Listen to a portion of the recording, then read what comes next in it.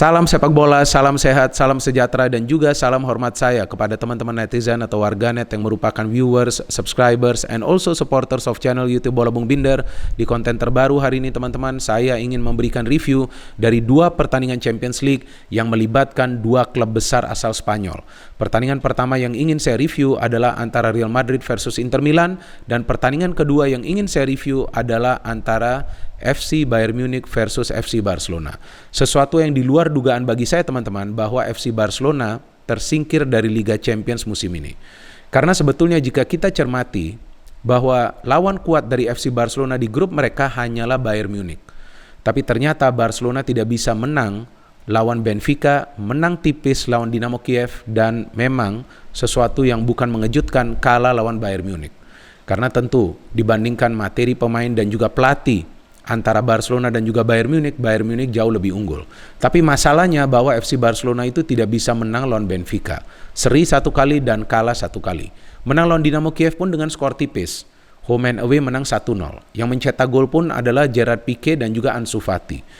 Jadi menurut saya terlihat jelas bahwa masalah Barcelona itu dalam urusan mencetak gol. Sedangkan di Real Madrid, kita perhatikan mereka bisa lolos sebagai juara grup. Memang Real Madrid kalah 1 kali lawan klub yang namanya Sheriff Tiraspol ya.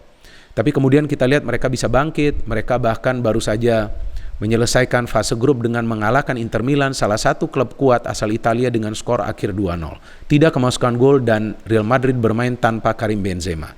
Kita tahu bahwa Karim Benzema adalah regular goal scorer dari Real Madrid dan pemain yang paling diandalkan dalam urusan mencetak gol.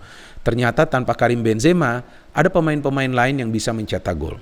Ya kan, jadi disitulah kita melihat perbedaan antara FC Barcelona dan Real Madrid. Bahwa Real Madrid itu tidak tergantung kepada satu atau dua pemain. Real Madrid itu bermain sebagai satu unit, sebagai satu kesatuan. Sedangkan di FC Barcelona, kalau menurut saya, bahwa FC Barcelona masih merasakan kehilangan Lionel Messi. Karena sebetulnya dalam situasi-situasi sulit seperti ini, Messi yang akan muncul sebagai penyelamat. Memang dengan Messi pun, FC Barcelona itu gagal untuk masuk ke final, apalagi menjadi juara Champions League musim lalu dan juga musim sebelumnya. Tapi dengan adanya Lionel Messi, permainan Barcelona itu tidak seburuk seperti apa yang saya nonton di pertandingan dini hari tadi. Saya siaran pertandingan ini di SCTV dan saya jelaskan bahwa terlihat para pemain Barca itu lebih fokus dalam urusan bertahan. Oke, mengandalkan counter, tapi end passingnya itu akan diberikan ke siapa? Kita tahu bahwa Barcelona itu tidak punya goal getter. Aguero tidak fit, betul kan? Suarez sudah pindah musim lalunya lagi. Kemudian Griezmann sudah pindah juga, Lionel Messi sudah tidak ada. Depay bukanlah goal getter, Dembele bukanlah goal getter. Jadi memang terlihat bahwa masalah di Barcelona itu adalah dalam urusan mereka untuk menciptakan peluang dan mengkonversikan peluang-peluang tersebut agar menjadi gol. Sedangkan di Real Madrid terlihat bagaimana kesatuan mereka bisa menyulitkan Inter Milan untuk mencetak gol, padahal Inter Milan bermain terbuka, Inter Milan bermain menyerang, tidak bertahan di pertandingan ini. Nah, saya ingin membahas dulu line up dari pertandingan antara Real Madrid versus Inter Milan agar kita pahami apa yang diinginkan oleh pelatih. Dan satu lagi keunggulan dari Real Madrid, bahwa mereka kembali dilatih oleh Carlo Ancelotti yang kita tahu sudah pernah sukses di Real Madrid dan sedikit banyak mengenal lah ya karakter pemain dari para pemain Real Madrid, terutama pemain-pemain seniornya. Oke, from the lineup, Courtois, Carvajal, luar biasa Carvajal mainnya, Militao, Alaba, Mendy, Luka Modric, Casemiro, Toni Kroos, Rodrigo, Luka Jovic bermain sebagai starter nih di pertandingan ini karena Benzema cedera, Vinicius Junior dari Inter, Zeko, Martinez, lihat dua striker main di depan, Perisic, Calhanoglu, Brozovic, Barella, Dumfries, Bastoni, Skriniar, De Ambrosio, dan Handanovic. Dari jalannya pertandingan terlihat ya bahwa Real Madrid itu benar-benar ingin mencetak gol secara cepat. Peluang demi peluang mereka dapatkan dari Vinicius Junior cukup banyak dan akhirnya bisa mencetak gol dari Toni Kroos. Coba ya teman-teman lihat bagaimana positioning itu dari Toni Kroos. Dia sengaja menjauh dari pertahanan Inter Milan agar dia mendapatkan ruang untuk melepaskan tendangan atau memberikan passing. Saat dia mendapatkan umpan itu dari Rodrigo, langsung dia memikirkan untuk shooting. Memang disinilah keahlian dari Toni Kroos. Jadi ada pemain lain dari second line juga yang berusaha untuk mencetak gol. What a goal, great goal. Dan setelah itu juga kita tahu bahwa tidak banyak peluang dari Inter Milan, hanya satu peluang yang saya lihat dari Zeko yang dia sundul tapi gampang ditangkap oleh Courtois. Ada banyak miss peluang dari Inter karena tendangan-tendangannya melenceng dari Real Madrid seharusnya tuh Rodrigo sudah mencetak gol ya, tendangannya terkena tiang, tapi ya kita lihat bahwa memang tidak mudah juga untuk Real Madrid berjuang di pertandingan ini karena para pemain Inter juga bermain all out. Mereka menyerang habis-habisan. Di babak kedua terlihat ada beberapa pergantian pemain yang dilakukan oleh Inzaghi, tapi tetap saja tidak bisa menyulitkan para pemain Real Madrid di defense. Dan saya perhatikan pemain dari Real Madrid seperti Alaba, seperti Militao dan juga Carvajal banyak melakukan intercept dan juga blocking, dan akhirnya ada gol kedua yang tercipta dari Asensio yang baru saja masuk. What a goal, tendangannya terkena tiang tapi menjebol gawang dari Handanovic.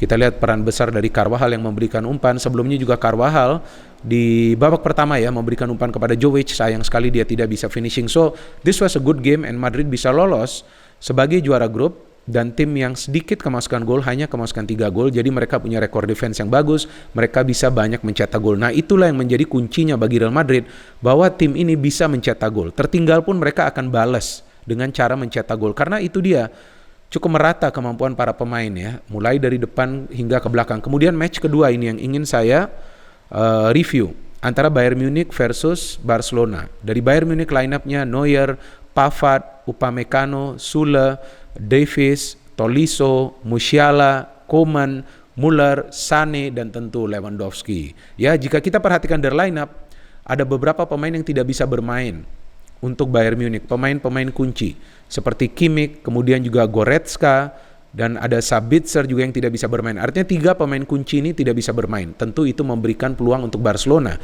Di mana Barcelona memang yang absen adalah Ansu Fati, Aguero, dan juga Pedri, Sergi Roberto, dan Brad White. Tapi saya pikir pemain-pemain lain yang main seharusnya bisa juga memberikan top performance mereka agar bisa mendapatkan at least 1 poin dari pertandingan ini, atau at least mencetak 1 gol. Tapi ternyata mencetak gol saja tidak bisa.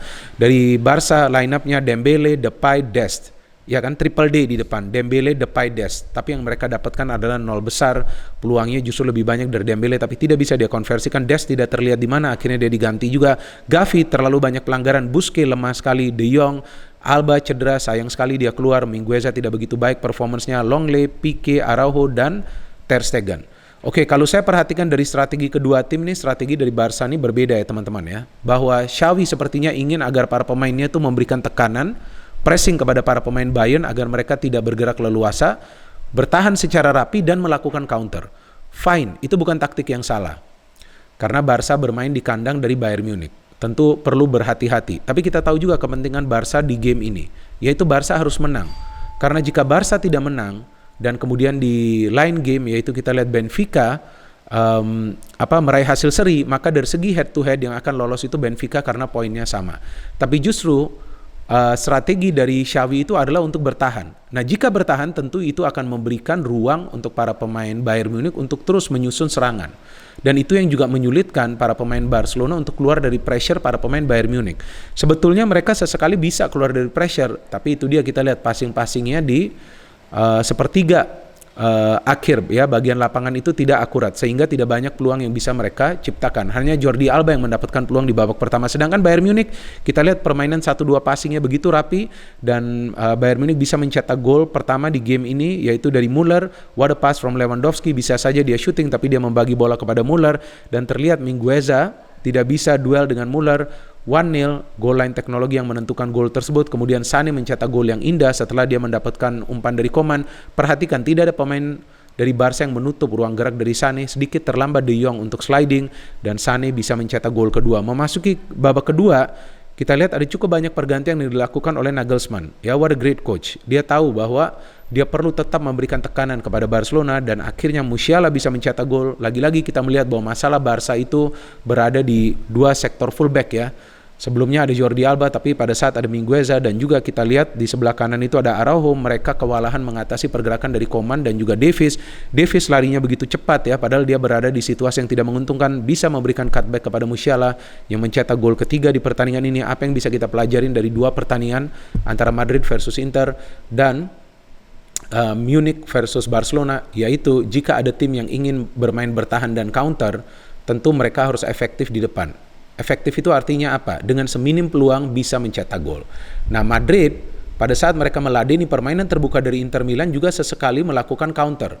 ya mereka bisa memanfaatkan situasi counter attack tersebut sehingga mereka bisa mencetak 2 gol di pertandingan yang memang terlihat di atas kertas sih gampang aja ya, tapi ternyata tidak mudah juga untuk Real Madrid memenangi pertandingan ini.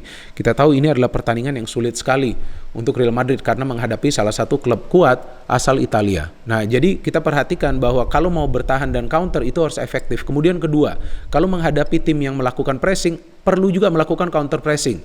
Para pemain Barca memang melakukan counter pressing tapi lebih banyak melakukan pelanggaran. Jadi itu juga dimanfaatkan oleh para pemain Bayern Munich yang berkali-kali mendapatkan tendangan bebas. So this is a good result for Real Madrid. Mereka sudah lolos dari fase grup sebagai juara grup. Kemudian untuk FC Barcelona, ya saya pikir tentu perlu ada perombakan yang lebih besar lagi. Kalau dari pelatih sudah diganti, ya sekarang sudah Xavi, tapi saya pikir dengan materi pemain yang dimiliki oleh FC Barcelona, mereka tidak akan mampu untuk bersaing at the top level. Apakah itu di kompetisi domestik atau juga di kompetisi regional seperti Champions League atau juga Europa League. Dan yang paling penting bahwa Barcelona perlu striker. Barcelona perlu goal getter yang rajin mencetak gol. Seperti yang juga dipunya oleh tim-tim besar lainnya. Seperti Bayern Munich yang punya Lewandowski. Betul kan? City memang tidak punya natural striker, tapi para pemain dari second line juga bisa mencetak gol. Jadi dari Barca saya tidak melihat ada pemain dari second line yang punya kemampuan mencetak gol. Busquets, Gavi, ataupun Pedri, ataupun De Jong, ya naluri mereka dalam urusan mencetak gol itu lemah. So we wait for the next matches of FC Barcelona di Europa League, ya yang saya ingat tuh biasanya Arsenal yang bermain di Europa League kan.